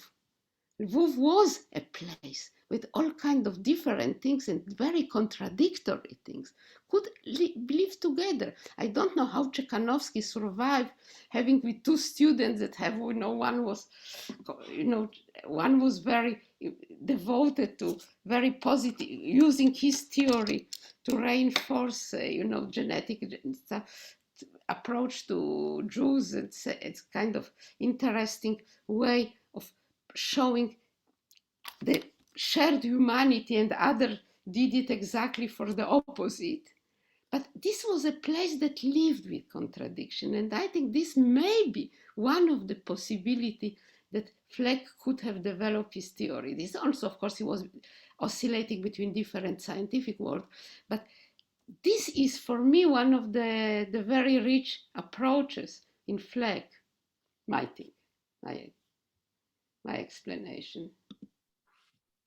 And I suppose that Jan would like to add, or anyone from the Twardowski side, we would like to add that Twardowski did have this theory of truth that has this ambiguity of being either absolute or not entirely absolute. We could, there were discussions about it. So I think that you are right about the dialogue that certainly somehow took place between Twardowski and his school and Fleck, because it's just too close.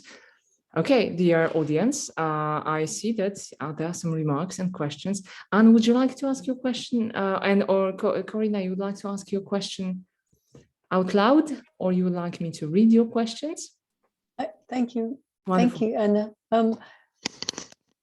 It's not so much a comment. I just think that this contradictions that Ilana just mentioned seem to have been, as I wrote, the kind of powerhouse that gave rise to this incredible flowering of philosophy, of different very multifarious philosophy. That's all. Thank you. Thank you very much. Thanks so much. Anne is quoting, is talking about Kuhn. And Anne, would you like to speak out, or I should just read? I mean, sure, it's just a comment, not really a question about the way that it seems to me that Kuhn is very reluctant in acknowledging his debt to Fleck. And that part of what's interesting in this fluorescence of interest in the Lvov school is the way that, or if we might call it that, is the way that it recapitulates the distinction in a way that is not necessarily as friendly to Kuhn's interpretation and captures something else interesting. I think if I have a question, it's much more about the way that this very distinctly multicultural city and university and set of philosophers speaks to this current moment where it seems as if nationalism, Ukrainian nationalism, is importantly ascendant. But what exactly do we learn from this earlier multicultural sort of assemblage? Ooh, that is hard. You'd like to start, Peter? Because I think it's this question actually concerns the whole Eastern Europe, really. So it's really, and this is why the narratives are so important, because it is possible and it's good and it's wonderful to write the history of Ukraine, of Poland. You can write the history of Poland as the Jewish paradise, or you can write a history of Poland as a place of pogroms and of, well, so it is the history of these places is so complex and rich, that it's always going to be a space where the narratives are going to be in confrontation and it's in war. And we are trying to put forward one narrative, but we of course know and we are aware that other less friendly narratives can be proposed. Anyone else? Yeah, just if I can just add something, I agree absolutely with Anna. It always is a narrative, but for me, which I really not know in really very, very little about Kotarbinsky and about Twardowski and so on, but Fleck, which I know, and people like Wistek and so on, one of the things that you can learn from them, although I'm not crazy about Wistek, but okay, one of the things you can learn about them is a real effort to try to, what today, at least in my discipline, which is history of science, try to see how you can work through and not with through multiple narratives. And I think that this is, well, whatever you do, this is really something that with, as you say, you can write history of Poland in different, Jews in Poland or Ukrainian in Lviv or whatever in different way. But I think people like Fleck, but also people like Lemkin and Lauterpecht and so on, try to find ways to construct open-ended narrative which can facilitate coexistence of these multiple stories, that they don't need to cancel each other, that they can find a way to enrich each other. Wonderful, thank you. I would like to hear all of you saying something about that, but I see that Rebecca wanted to ask a question. So please, Rebecca, go on, and maybe Jan will answer both your question and will say something about the subject we just spoke about. Hi, thank you. Hi, thank you so much for this presentation. So I'm Jewish, and I know a lot of Jewish people, especially people from kind of, I know elders kind of from the era that we're talking about. And it's an interesting thing with identity. So I noticed that when you talked about the schools, you talked about Ukrainians and Jews and separated them out. And I'm curious if this is sort of an ethnic thing, like we talk about ethnic Russians in Ukraine, if that was an intentional thing.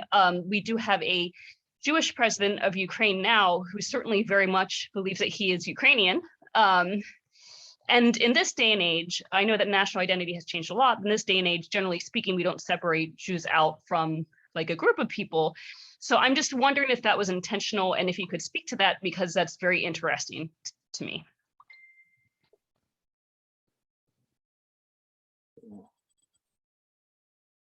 So what about, once again, because so I'll just sum up. The question that Rebecca asks is the question that I asked myself also when I was writing the program of this event, when I was saying that the Lvov Warsaw School really was a place of meeting of Poles, Ukrainians, and Jews.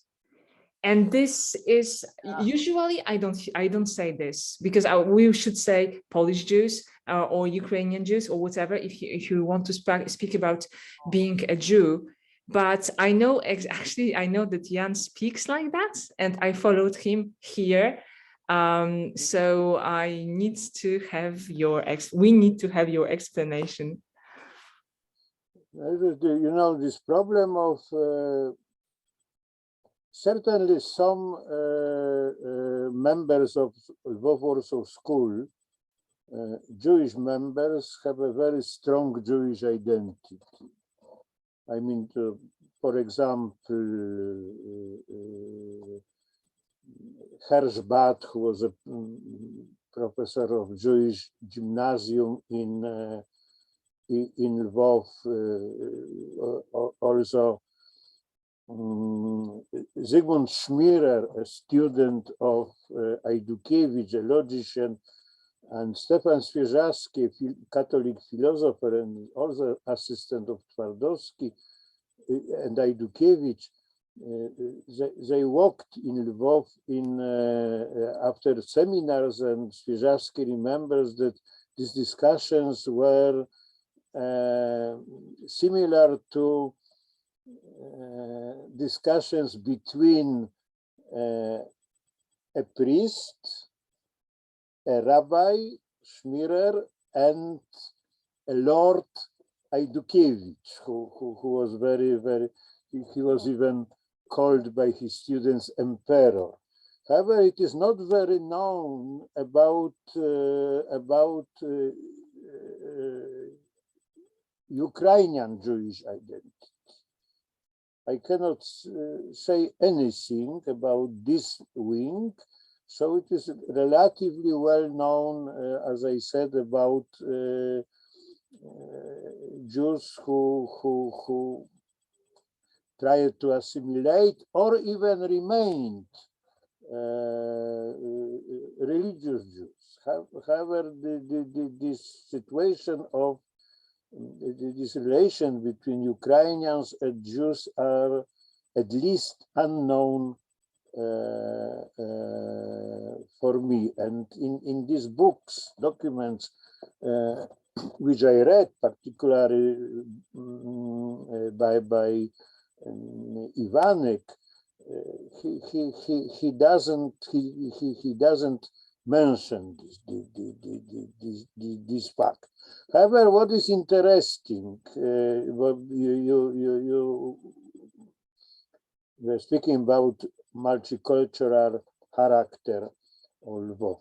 I read curriculum vitae of my mother and also curriculum vitae of Mrs. Doradomska, who was certainly anti-Ukrainian, I guess, and both declared knowledge of Ukrainian language. So I don't know, it was a knowledge by living together with Ukrainians, or maybe it was taught also in schools. Now, my mother died too early in order, I cannot, had no opportunity to ask her. It is an interesting fact that Ukrainians spoke very well, all minorities, because there were still Armenians, for example, but this minority was not at the university. However, these Jews, Poles, and Ukrainians probably spoke all three, maybe not Yiddish, but anyway, could communicate. That's because Yiddish was rather, of course, was not known to Poles. Another interesting fact is that I told about these sentiments. Sometimes I had an opportunity to participate in some parties of Krakow professors. And almost always was a special small table of people from Lvov. Because, you know,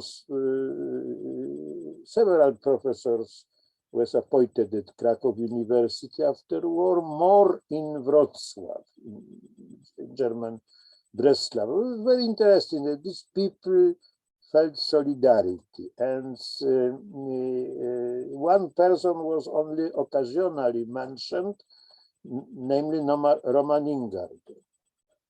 And his opposition, he was a student of Twardowski, but only one semester, then he went to Göttingen to Husserl. And he was very opposed to Lvov Warsaw School and reversely. So his relations were rather hostile, philosophical, maybe also personal. However, these relations improved after war. I think that these people felt solidarity. And many other people who lived before war in Lvov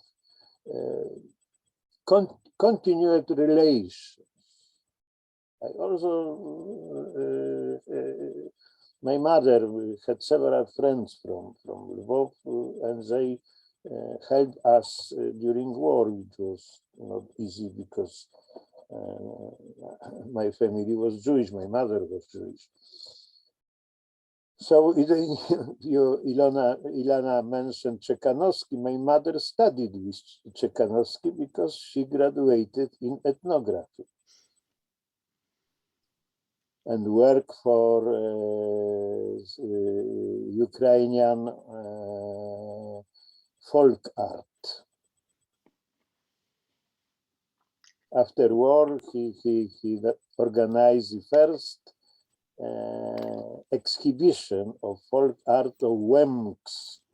It was it is a minority in Ukraine, related to Ukrainians, and she was very attached to this tradition.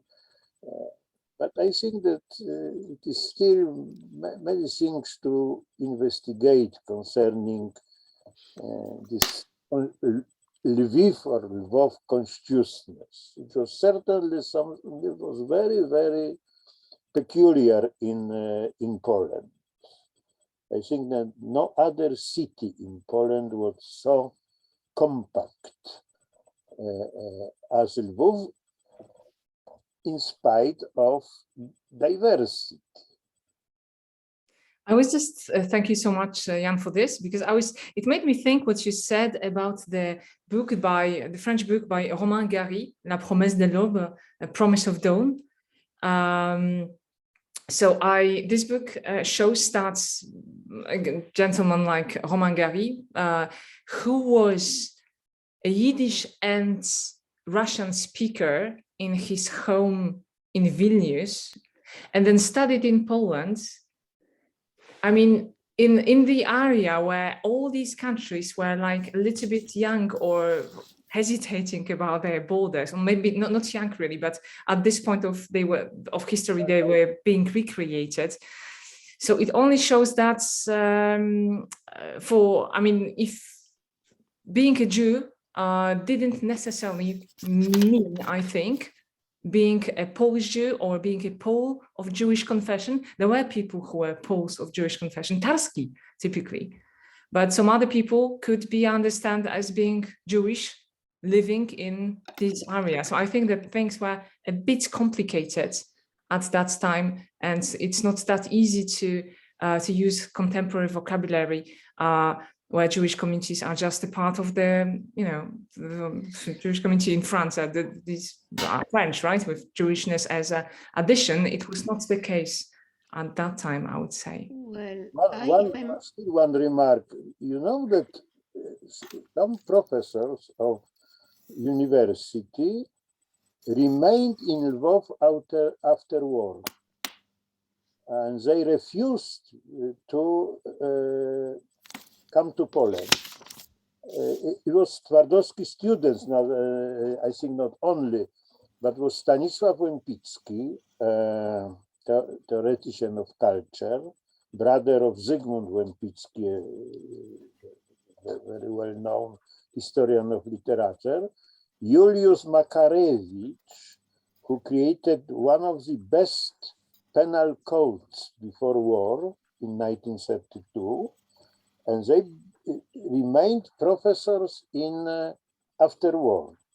Also Przemysław Dąbkowski, a historian of law, who was also a teacher of my mother, because my mother studied law and ethnography. This is interesting. What Dąbska told me, that Łempicki deliberately remained involved in order to take care about Polish traces. He was not very successful. However, it was interesting fact. These people decided to live under Soviet regime. Just after war, it was not quite clear that Poland would become a socialist country, because there's still 2 years of fighting for power. So it was another interesting fact about this Lvov consciousness. Wonderful. I think that Ilana wanted to say something. Yeah, just very shortly. I'm not sure that it was very different in principle then and now. I think that now and then some people have definite identity, some people have multiple identity, and this going back to this thought style ideas of Fleck and so other people like this. So I don't think that it's really the division, because for example, if you take, I think that somebody like Lemkin, he was Jew, but it was not very important for him. Lauterpacht was religious Jew, and he saw himself as 100% British at the end. He was a Serb, and he was very, very devoted to this ethics of Britishness and so on. It doesn't, I mean, people can have more than one identity. And this is, for me, it's one of the way of reading people like Fleck, you know, that you can function between different thought collective, that you can tell multiple stories about yourself, that choosing one identity is not necessarily throwing the other to the trash. Fleck said it about diseases. He said his book started about syphilis. He says syphilis started by being a venereal disease. Then to distinguish between syphilis as venereal disease and say gonorrhea or other venereal diseases, then they started to syphilis was different because it was a disease that was cured by mercury, and gonorrhea was not. And then it was because it has Treponema pallidum, the bacterium. So this syphilis was only the disease, but then you put with syphilis other diseases, not venereal, but you know, tertiary syphilis, pinta, which is skin syphilis, and so on. But he says, so each time we change definition, we leave something apart. He says we shouldn't. We should understand that we don't need to throw this thing apart. We should just understand that they can coexist. And I think it's true for identity too. This is exactly something that current Russian dictator is going against. And this is, of course. We are exactly in this philosophical point, we are exactly in the middle of the civilization conflict. Either you want to have something that is smooth and the same everywhere, or you are willing to accept diversity. So this is what exactly. It's not only diversity; it's multiplicity. Sure. Yeah. Being fluid, not throwing away things, adding things or complexity things, and you know, and it's for me, it's not a problem that somebody could have been religious Jew and see himself as 100% British aristocrat. Why not? Absolutely, absolutely. Okay, dear everyone, because I see that the time is flying. I mean, it is a great discussion. I'll stop the recording here, and I will thank you so much for your presence. It was really wonderful to have you here. And Slava Ukraine, right? Let's hope that it's going to end, and that the next meetings that certainly I will inform you about are not going to be meetings in the time of war, but in the time of peace, and that we will be able to have a discussion with our Ukrainian colleagues, and hopefully let's meet next year in Lviv, as we say in Israel, l'année prochaine à Jérusalem, next year in Jerusalem, next year in Lviv. Thank you so much.